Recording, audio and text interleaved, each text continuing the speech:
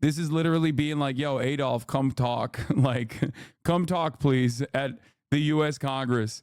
And it's wild that this was a bipartisan invite from Chuck Schumer, who like a month prior to this, prior to inviting him alongside Michael Johnson, Michael Penis, had literally said he's awful and we have to replace him with fucking Benny Gantz. So I got all the smoke today. Listen, we're gonna be Israel posting today, okay? I'm gonna be talking about Israel. I know that's like something that a lot of fucking fair weather Democrats who only want to talk about progress but never want to talk about this issue. You're gonna hear a little bit about that, okay? So buckle in. Oh, bad news. What was the bad news? Aside from this fucking warmongering piece of shit with an arrest warrant application out right now at the International Criminal Court speaking to the U.S. Congress, the other bad news is Kamala Harris is potentially looking into Pete Buttigieg. And that's horrible. That's like tomatoes. I'm throwing tomatoes, okay? Please don't do that. Please don't fucking do that. That's a horrible idea. Anyway, let's get started. Speaker of the House, Mike Johnson. Senator Ben Cardin, Minority Leader Hakeem Jeffries, Senate Majority Leader Chuck Schumer, Senate Minority Leader Mitch McConnell, Senators, members of Congress, distinguished guests. Mr. Speaker, I want to thank you for giving me the profound honor of addressing this great citadel of democracy for the fourth time. We meet today at a crossroads of history. Our world is in upheaval. In the Middle East, Iran's axis of terror confronts America, Israel, and our Arab friends. This is not a clash of civilizations. It's a clash between barbarism and civilization. Gross, gross, piece of shit. It's a clash between those who glorify death and those who sanctify life. Bro, we are dude, you are the barber. You are the barbarism. You are doing the barbarism. For the forces of civilization 40,000 in a conservative America estimate. and Israel must stand together. Because when we stand together, something very simple happens. We win, they lose. It's going to be so hard for me not to say terms of service violations right now. Like every fucking person, they're giving him a standing ovation the entire time. I came to assure you today of one thing. We will win. Ladies and gentlemen, like December 7th, 1941, and September 11th, 2001, October 7th is a day that will forever live in infamy. It was the Jewish holiday of Simchat Torah. It began as a perfect day, not a cloud in the sky. Thousands of young Israelis were celebrating at an outdoor music festival. And suddenly, at 6:29 a.m., as children were still sleeping soundly in their beds in the towns and kibbutzim next to Gaza, suddenly heaven turned into hell. 3,000 Hamas terrorists stormed into Israel. He's gonna do gory details of October 7. He's gonna lie about some of the things that happened. Of course, he's not gonna bring up the fact that the IDF also messed up majorly, and that he is seen as like part of the reason why October 7 happened, like how it was ever allowed to happen. We're not even gonna get to any of that real shit. He is a monstrous piece of shit. They raped women. Yeah. They beheaded men. They burnt babies alive. None of that is real! They killed parents in front of their children and children in front of their parents. They dragged 255 people, both living and dead, into the dark dungeons of Gaza. Israel has already brought home 135 of these hostages, including 7 who were freed in daring rescue operations. One of those freed hostages, Noor Gamani, is here in the gallery, sitting near my wife, Sarah. On the morning of October 7th, the entire world saw Noah's look of desperation as she was violently abducted to Gaza on the back of a motorcycle. I met Noah's mother, Leora, a few months ago. She was dying of cancer. She said to me, "Prime Minister, I have one final wish. I wish to hug my daughter Noah one last time before I die." 2 months ago, I authorized a breathtaking commando rescue operation. Our special forces, including a heroic officer named Arnon Zmora, who fell in this battle. You guys are mentally rescued Noah ill. and 3 other hostages. If you think we're mentally ill for saying that, like, a person who is designated as a war criminal, okay, who has been responsible for the death and destruction of an entire fucking area filled to the brim, an open air prison filled to the brim, 40,000 dead, the majority women and children. If we think that guy is a piece of shit and that makes us mentally ill, then yeah, I guess we're fucking mentally ill. We're the ones who are mentally ill. You're right. This is equivalent to Adolf Hitler giving a speech and the American Congress giving him a standing ovation. Straight up. It's insane. There is no world in which this would ever happen. Many hostage families are also here with us today, including Eliyahu Bibas. Eliyahu Bibas is the grandfather of those 2 beautiful red-headed boys, the Bibas boys, toddlers. And they were taken hostage with their mother and and Eliyahu's son. The entire family was taken hostage. 2 beautiful red-haired children taken hostage. What monsters. And with us also is Iris Chaim, whose son Yotam bravely escaped Hamas captivity with 2 other Israelis, and tragically they were killed making their way back to our lines. We have with us also the families of American hostages. They're here. Dude, this is, oh my God, I hate this. I hate this so much. But I do think, okay, here's my hopium. This is so fucking gross, and it will literally bring back attention to Gaza. Because everyone was talking about in the past 7 days, in the past 2 weeks, things heated up. Since the debate, basically no one was talking about Gaza. Benjamin Netanyahu coming out and swinging for the fucking fences in the immediate aftermath of an ICJ decision that declared Israel to be an apartheid state, that Israel must immediately evacuate all the territories that it currently occupies and go back to 1967 borders. And then the ICC warrant for his application is supposed to be going through any time. When he's giving a standing ovation like this, okay, when you're giving a standing ovation like this, there are 2 things happen. One, people are going to be like, why the f does anybody care about a foreign leader this much? What the hell is going on? It will negatively polarize people, I think.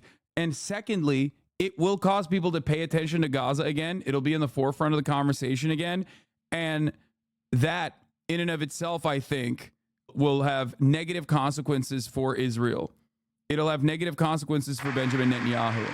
Why are you muting? Just turn it down. Because I don't fucking care. You've heard him a million times over. He's not going to say anything new. This is exactly the same fucking speech. I thank President Biden for his heartfelt support for Israel after the savage attack on October 7th. He rightly called Hamas sheer evil. He dispatched 2 aircraft carriers to the Middle East to deter a wider war. And he came to Israel to stand with us during our darkest hour, a visit that will never be forgotten. The dark side of this, of course, is that this causes so much more people to be anti-Semitic. This is how anti-Semitism festers, okay? Also, Nadler literally called Benjamin Netanyahu a piece of shit yesterday, and he's also giving him a standing O here today. What are you doing? Nadler, you fucking shit your diapers on a regular basis, and you're using what remains of your battery as an 800-year-old demon to stand up to give him claps. What are we doing here? Have shown boundless courage. With us today is Lieutenant Avichai Reuven. Bro, they love doing identity politics. They're so fucking conservative. They're like, yeah, look, see, we have black people in the IDF, dude. Hey, guys, don't ever look up what we did to Ethiopian Jews, okay? Please don't do that. Don't look at the sterilization operation that we engaged in. Of October 7th, Israel, famously not racist. of Hamas's bloody rampage. He put on his uniform. Like, this man is literally a far-right Republican in terms of American Congress. And you have Democrats clapping for him. Even on partisan boundaries, this makes no fucking sense.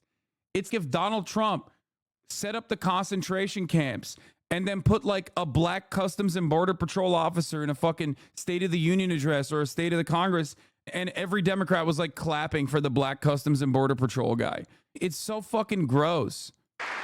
Came to the front lines, killed many terrorists, and saved many lives. I think that's a reach. He is a far-right, ultra-nationalist piece of shit. He is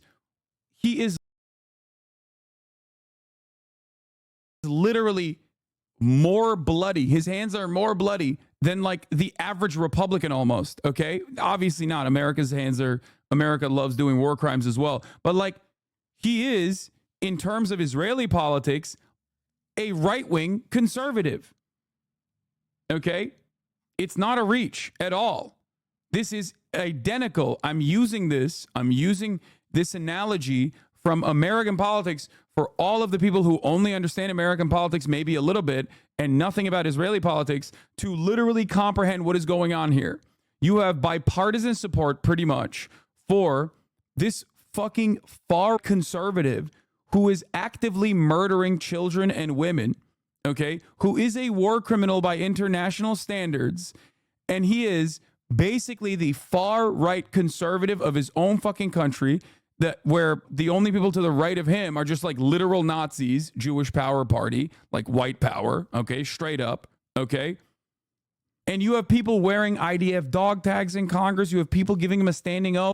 The equivalent would literally be having someone from the like having Donald Trump talk about how wonderful it is that they're murdering all the migrants in concentration camps or some shit, and then point to Customs and Border Patrol officers that are participating in that project and have Democrats go, thank you, sir, you're right. You really fucking restored this nation to peace and prosperity. He was wounded in battle while protecting his fellow soldiers from a grenade. He lost his right arm and the vision in his left eye. Look at this piece of shit. Oh, now he's in a fucking suit. I hate this fucking monster. Within a short time, Asa will soon return to active duty as a commander of a tank company. Wait, what? Bro doesn't have one arm. What do you mean he's going to be a commander? Are they that fucking low on resources? That's crazy, dog. That's crazy, dog. I just learned there is a fourth hero here, Lieutenant Jonathan Ben Chamo, who lost a leg in Gaza and continued to fight. You guys don't understand. We literally are running out of people. We're running out of people. We're running out of tanks. We're running out of people. Please. Isn't Bibi from Pennsylvania? My friends, yes. These are the soldiers of Israel, unbowed, undaunted, unafraid. Listen, you don't understand. He was bravely trying to snipe yet another child in the head, and then accidentally slipped and fell and lost his leg. As the Bible says, they shall rise like lions. They have risen like lions. The lions of Judah, the lions of Israel. Why are they clapping for any of this? Ladies and gentlemen, the men and women of the IDF come from every corner of Israeli society, every ethnicity, every color, every creed, left and right, religious and secular. All are imbued with the indomitable spirit of the Maccabees, the legendary Jewish warriors of antiquity. With us today is Yechiel Leiter, the father of one of those Maccabees. Yechiel's father escaped the Holocaust and found refuge in America. As a young man, Yechiel moved to Israel and raised a family of 8 children. He named his eldest son, Moshe, after his late father. Moshe became an exemplary officer in one of our elite commando units. He served with distinction for 2 decades, while raising 6 beautiful children of his own. On October 7th, Moshe volunteered to return to combat. 4 weeks later, Dude. he was killed when a booby-trapped mine exploded in a tunnel shaft right next to a mosque.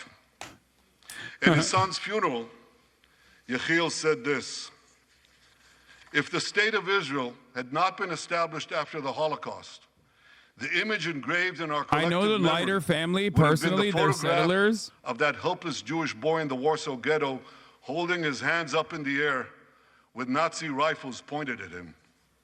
But because of the birth of Israel," Yechiel continued, "because of the courage of soldiers like my son Moshe, the Jewish people are no longer helpless in the face of our enemies." Escape the Holocaust just to be abandoned by Israel and have the genocidal state brainwash his son and then lose them to Israel's genocidal operation? I know.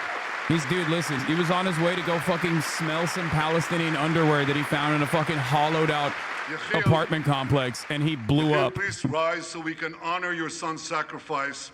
And I pledge to you and to all the bereaved families of Israel, I don't care. some of whom are in this hall today. I don't care. Sacrifice of your I'm loved trying ones- so hard. I'm trying so hard not to say some shit, dude. I'm trying so hard not to be on fucking Fox News. Oh my Lord. America first, by the way. Yeah, Republicans love talking about America first, by the way. There is no world. I don't think that actual Republicans that aren't like the psychopathic biblical evangelical Protestants that think like Israel is going to bring about the rapture, outside of those guys, I don't think any Republican listens to this fucking rabid, monstrous piece of shit and watch their representatives and watch their senators get up and give more of a rabid applause to a foreign nation's leader than their own president when their own president fucking speaks, okay? This is a more rabid audience, a more bipartisan audience than when a Democratic president speaks to addresses Congress, than when a Republican president addresses Congress.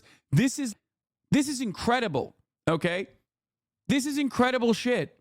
There is no better representation that America is completely bought and sold to corporate interests, that American Congress is completely bought and sold to whatever our foreign policy is going to be in the Middle East, than what you are experiencing right now. Okay? There is no way. I do not believe that like Republicans in fucking Alabama that aren't like super invested in this televangelist narrative of the rapture coming are going to look at this and go, wow, I really love that my congressperson is out there clapping like a fucking seal when this guy is saying, we have to defend Israel. It's the most important state. No shot. No fucking shot, dude. They refuse to make the simple distinction between those who target terrorists and those who target civilians, between the democratic state of Israel and the terrorist thugs of Hamas. We recently learned from the National Security Director, U.S. Director of National Intelligence, that Iran is funding and promoting anti-Israel protests in America. They want to disrupt America. Yeah. So these protesters burn American flags even on the 4th of July. And I wish to salute the fraternity brothers at the University of North Carolina. Oh, God. Oh, I'm going to throw up. The American flag. Bro, this is American culture war shit. He's doing American culture war issues, brother. I'm telling you, he is just a Republican. Just a Republican, okay? He is literally doing American culture war notes.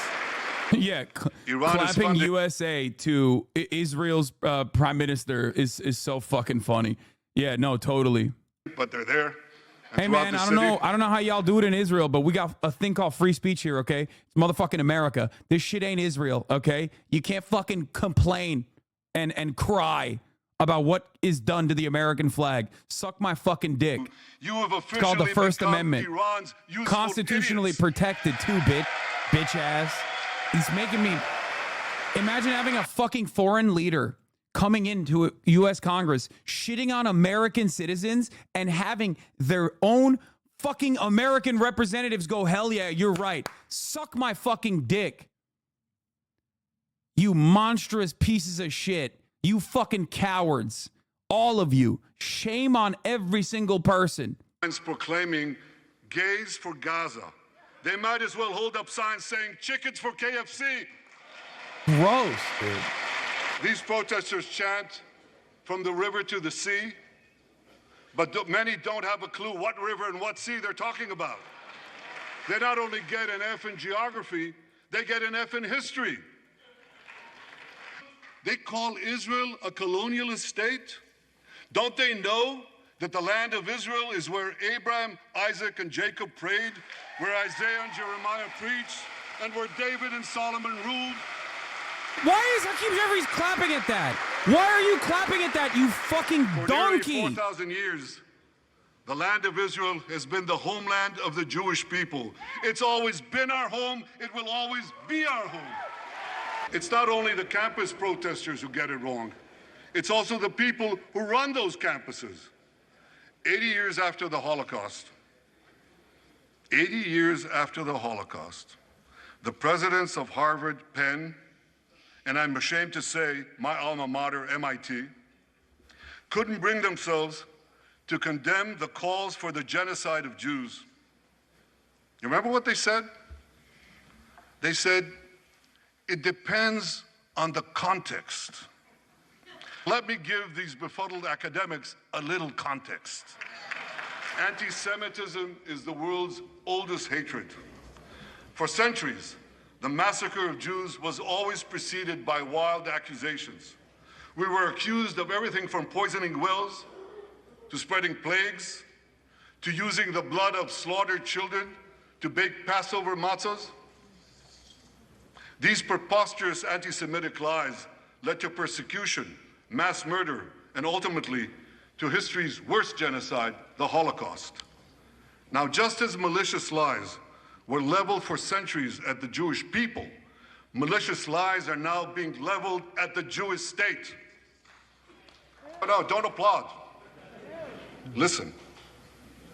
The outrageous slanders that paint Israel as racist and genocidal are meant to delegitimize Israel, to demonize the Jewish state, and to demonize Jews everywhere. And no wonder we've witnessed an appalling rise of anti-Semitism in America and around the world. Yeah, dude, no, this definitely won't contribute to an appalling rise of actual anti-Semitism after Americans literally see something that they're not used to and they're like, why is this foreign leader getting so much play? Why does he have so much motion in American Congress? You think this doesn't contribute to anti-Semitism? This is literally like an American Nazi's wet dream, okay? This is an American Nazi's wet dream. They're going to be like, they will run this over and over again to be like, see, they will take advantage of the lack of critical thinking. They will take advantage of the lack of critical thinking that the average American has on this issue. Because on the one side, on the Israeli front, Israel consistently uses Judaism as a cynical deployment, a cynical shield to be like, yeah, we're doing this for Jews around the world. Joe Biden then reiterates that point and says, not a single Jew would be safe without Israel being a Jewish ethno-state. So Americans also associate Israel with Judaism when they shouldn't. Okay? But there is no greater way to make that argument. Oh, see, look, Jews control the media. Jews control the fucking Congress. Look at this. Is exactly what Nazis are going to say over and over again, especially as these fucking dickheads are giving him a standing ovation. Who aren't getting enough food, it's not because Israel is blocking it, it's because Hamas is stealing it. It's just, all of this is objectively... The ICC prosecutor accuses Israel of deliberately targeting civilians. What in God's green earth is he talking about? The IDF has dropped millions of flyers, sent millions of text messages, made hundreds of thousands of phone calls to get Palestinian civilians out of harm's way. But at the same time, Hamas does everything in its power to put Palestinian civilians in harm's way. They fire rockets from schools, from hospitals, from mosques. They even shoot their own people.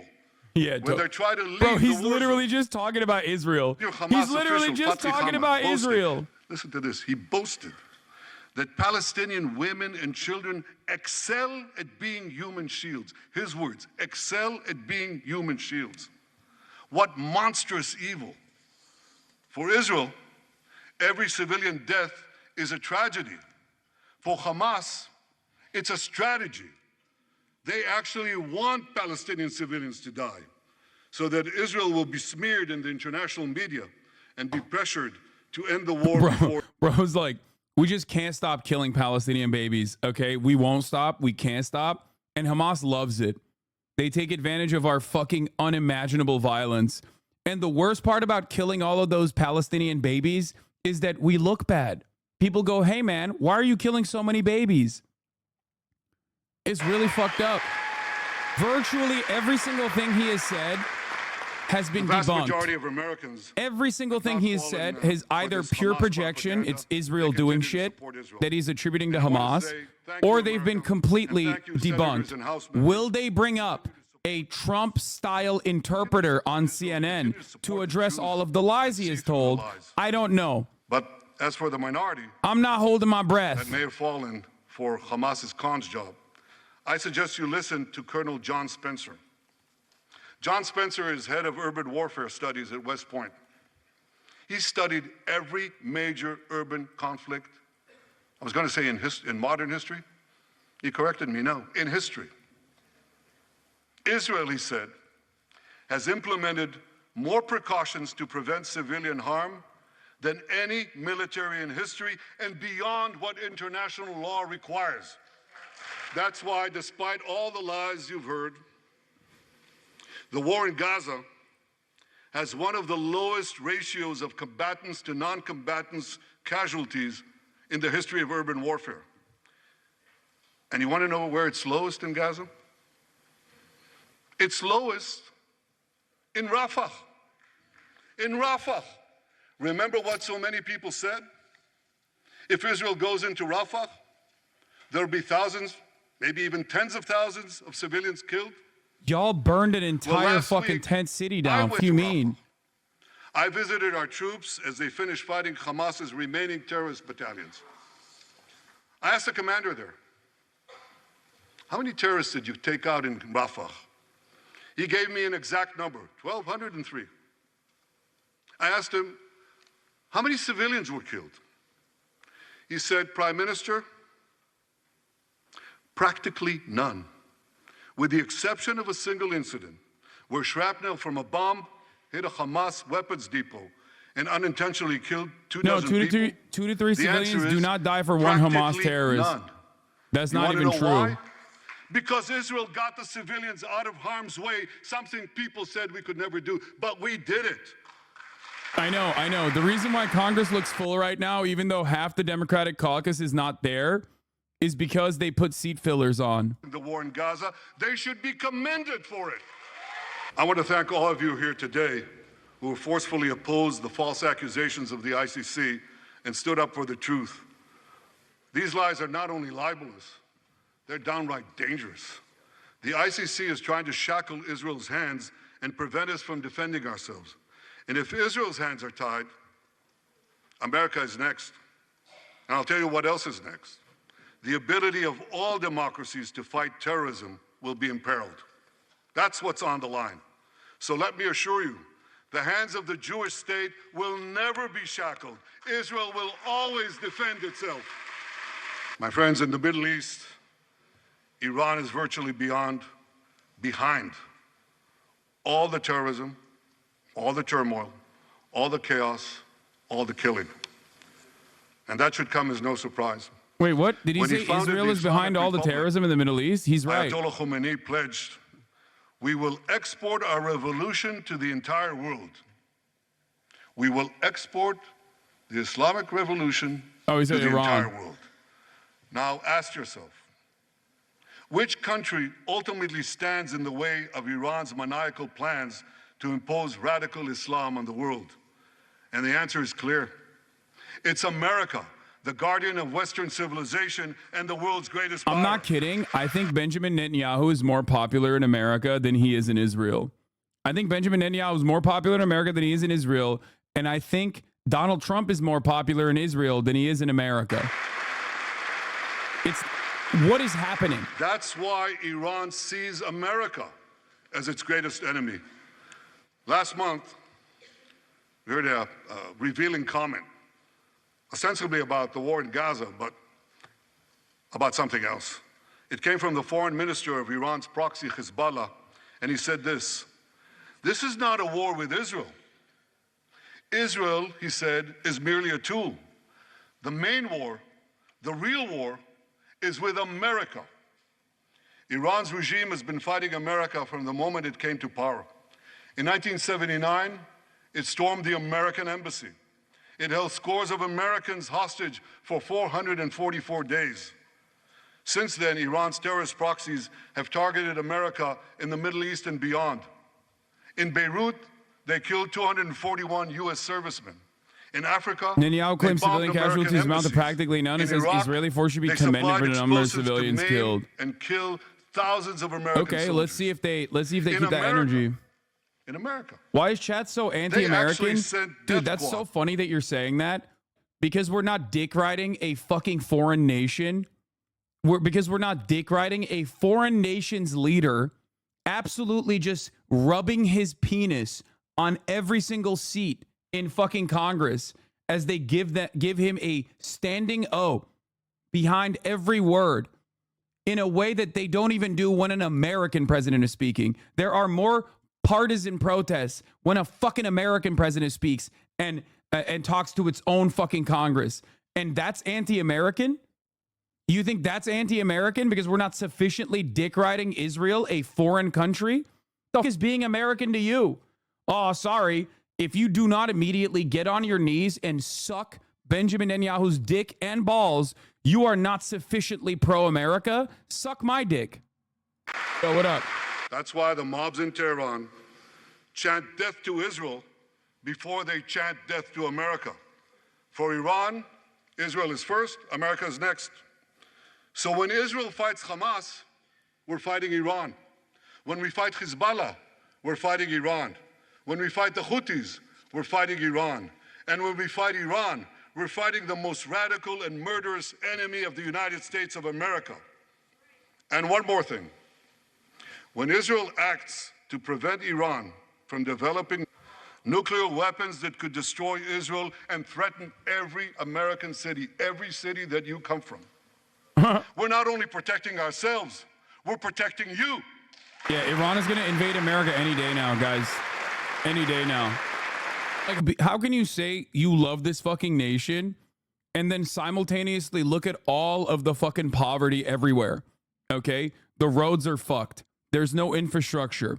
Bridges are falling apart. You can't pay for education. Everything is too expensive. And this Congress is sending billions of dollars of weapons to a foreign state so they can actively murder more children and women. Think about that. How can you say you love America? How can you say you love America and then simultaneously turn around and go, and that's precisely why we got to give billions and billions of dollars to an apartheid state? Even if you don't give a, even if you personally don't care about all the fucking brown children that they're killing because they're brown, you should still be like, why are we giving them billions of dollars of weapons? Like, what are we doing here? Like, why are we giving them billions and billions of fucking dollars? What the fuck is that about? How does that make sense in your fucking mind? If you're a Republican, how does that make sense in your fucking mind? Explain that to me, okay? To achieve this diplomatically. But let me be clear. Israel will do whatever it must do to restore security to our northern border and return our people safely to their homes. And before people start chirping about, oh, see, America's controlled by Jews, you know who's getting fucking arrested outside of these halls right now? Jews, motherfucker. You know who got arrested yesterday? Jews. Jews for ceasefire. Not in our name. Okay? Jewish Voice for Peace. There are so many fucking Jewish-led groups that are anti-war and anti-Israel and anti-Zionist that are getting absolutely murked right now by American police because they're American Jews who say, not in our fucking name. Okay? And they get arrested by the hundreds. They are tear gassing the press outside right now. Okay? Without even a dispersal order given, mind you. And we're doing that for what? We're doing that for Israel. Okay? It's not for Jews, it's for Israel. Israel might claim cynically that they are doing this for Judaism, but it's absolutely unconscionable behavior that has nothing to do with Judaism whatsoever. Okay? Never forget, there are significantly more evangelical Protestants that are ultra-Zionist in totality in this country than there are Jewish Zionists in this country. Okay? There are 10x more evangelical Protestants that love Israel and want Israel to fucking keep being this psychotic, rabid, bloodthirsty state, specifically because they think the rapture is going to happen. 10x the number of Jews in totality, as a matter of fact. Okay? Anti-Zionist Jews and Zionist Jews combined do not even make 1/10 of the number of evangelical Protestant Christians who are rabid ultra-Zionists in this country. Okay? I deeply appreciate America's support, including in this current war. But this is an exceptional moment. Fast-tracking U.S. military aid can dramatically expedite an end to the war in Gaza and help prevent a broader U.S. war in the Capitol Middle Police East. arrest Jewish activists calling for In World Israel War arms II, embargo. This happened yesterday. As Britain fought on the front lines of civilization, Winston Churchill appealed to Americans with these famous words. Hundreds of them. Give us the tools and we'll finish the job. Today, as Israel fights on the front line of civilization, I too appeal to America. Give us the tools faster and we'll finish the job faster. My dear friends, the war in Gaza could end tomorrow if Hamas surrenders, disarms, and returns all the hostages. Look at that. Netanyahu's giving a smug-ass speech in Congress. Karmit Palti-Katzir, whose father and brother were murdered on October 7th and her mom kidnapped, is arrested by Capitol Police for wearing a shirt demanding Netanyahu seal the deal. But if they don't, there are Israeli-American Jews who are literally there to protest Benjamin Netanyahu, whose fucking family members have been killed on October 7th, and they're protesting Netanyahu, and we're arresting them. Okay? We are so fucking cucked, dude. What total victory means, and we will settle for nothing less. The day after we defeat Hamas, a new Gaza can emerge. My vision for that day is of a demilitarized and de-radicalized Gaza. Israel does not seek to resettle Gaza, but for the foreseeable future, we must retain overriding security control there to prevent the resurgence of terror, to ensure that Gaza never again poses a threat to Israel.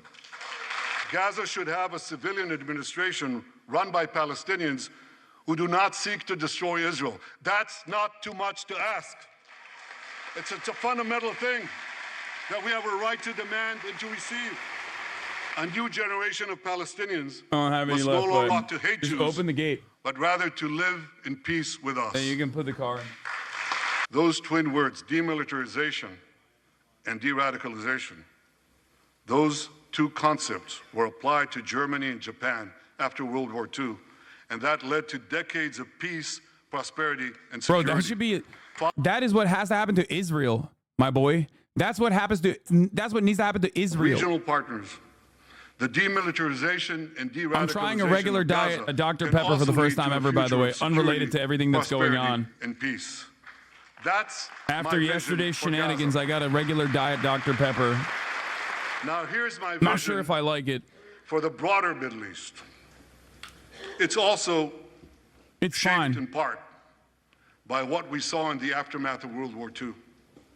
After that war, America forged a security alliance in Europe to counter the growing Soviet threat. Likewise, America and Israel today can forge a security alliance in the Middle East to counter the growing Iranian threat. All countries that are at peace with Israel and all those countries who will make peace with Israel should be invited to join this alliance. We saw a glimpse of that potential alliance on April 14th. Led by the United States, more than half a dozen nations worked alongside Israel to help neutralize hundreds of missiles and drones launched by Iran against us. Thank you, President Biden, for bringing that coalition together. New alliance I envision would be a natural extension of the groundbreaking Abraham Accords. Those accords saw peace forged between Israel and 4 Arab countries, and they were supported by Republicans and Democrats alike. We could call, I have a name for this new alliance. I think we should call it the Abraham Alliance. I want to thank President Trump for his leadership in brokering the historic Abraham Accords. Turns out the real unity ticket was Benjamin Netanyahu. Turns out that's the real unity ticket, boys. He Trump will unite this country safe and sound from that and save the bloodlust that we have. Dastardly attack on America. There is no room for political violence in democracies. I also want to thank President Trump for all the things he did for Israel, from recognizing Israel's sovereignty over the Golan Heights, to confronting Iran's aggression, to recognizing Jerusalem as our capital and moving the American embassy there. That's Jerusalem, our eternal capital, never to be divided again. My dear friends, Democrats and Republicans, despite these times of upheaval, I'm hopeful about the future. I'm hopeful about Israel because my people, the Jewish people, emerged from the depths of hell, from dispossession and genocide. And against all odds, we restored our sovereignty in our ancient homeland. We built a powerful and vibrant democracy, a democracy that pushes the boundaries of innovation for the betterment of all humanity. I'm hopeful about America because I'm hopeful about Americans. I know how much the people of this country have sacrificed to defend freedom. America will continue to be a force for light and good in a dark and dangerous world. For free peoples everywhere, America remains the beacon of liberty its extraordinary founders envisioned back in 1776. Working together, I'm confident that our two nations will vanquish the tyrants and terrorists who threaten. As Israel's Prime Minister, I promise you this: no matter how long it takes, no matter how difficult the road ahead, Israel will not relent. Israel will not bend. We will defend our land. We will defend our people. We will fight until we achieve victory over liberty, rather victory of liberty over tyranny, victory of life over death, victory of good over evil. That's our solemn commitment. And we will continue to work with the United States and our Arab partners to transform a troubled region from a backwater of repression, poverty, and war into a thriving oasis of dignity, prosperity, and peace. In this noble mission, as in many others, Israel will always remain America's indispensable ally. Through thick and thin. Here's the latest polls. Trump voters, the Israeli 60. What the f is this? Fuck. Trump voters say Israeli 68%. Harris voters, Israel Palestinians 34%, the Israelis 12%, about equal 38%. On behalf of the people of Israel, I came here today to say thank you, America. Thank you for your support and solidarity. Thank you for standing in Israel, with Israel, in our hour of need. Together we shall defend our common civilization. Together we shall secure a brilliant future for both our nations. May God bless Israel, may God bless America, and may God bless the great alliance between Israel and America forever. This is obviously vile, but I don't know, might have said enough to actually give cover for Dems to break on it, rebuff the peace plan, and glaze Trump on top of being a bloodthirsty monster. If the Democrats, which, by the way, in both the Senate and the House, almost the majority of the Democratic caucus did not attend this speech. They are either openly boycotting it or simply not attending it. Okay? This is very important to understand. If Kamala Harris doesn't fucking boulder Netanyahu after this speech, she was not in attendance here. If Kamala Harris does not boulder Netanyahu after this fucking speech, which, by the way, this is the second time he's done this to a Democratic administration. For all of the fucking liberals in the chat, okay? I need you to understand. Republicans invited him. This time it was a bipartisan invitation, okay? He did this shit to Barack Obama as well when Barack Obama was securing the Iran denuclearization agreement. Okay? A phenomenal foreign policy achievement. If this level of disrespect is not even addressed on partisan lines, okay? Not even on a moral quandary, not even on moral boundaries, not even on, oh, it's unconscionable that this guy is a fucking bloodthirsty war criminal. Not even on those lines, but simply on partisan lines. The disrespect, the gall, the audacity that you could just sit there, be the biggest welfare state on the fucking planet, okay? And then go up to daddy and spit on daddy's face like this. No more. No more, dude. Okay? No fucking way. No how. The notion that he gets to... That stands into contrast. I want to see what the media coverage is going to look like on CNN, but the notion that like he gets to do this shit on the air here, some of them are Jewish, some of them focusing their criticism on Israeli policy, not on Israel's right to exist as a state. He deflected a whole host of criticisms. Yeah, 58 members of Congress skipped Netanyahu's speech. More members skipped it this time around. He says that if Palestinians are not getting enough food, that is not Israel's responsibility or fault. He blames it purely on Hamas. We should note that aid groups have said that Israel has made it very hard to get not just food,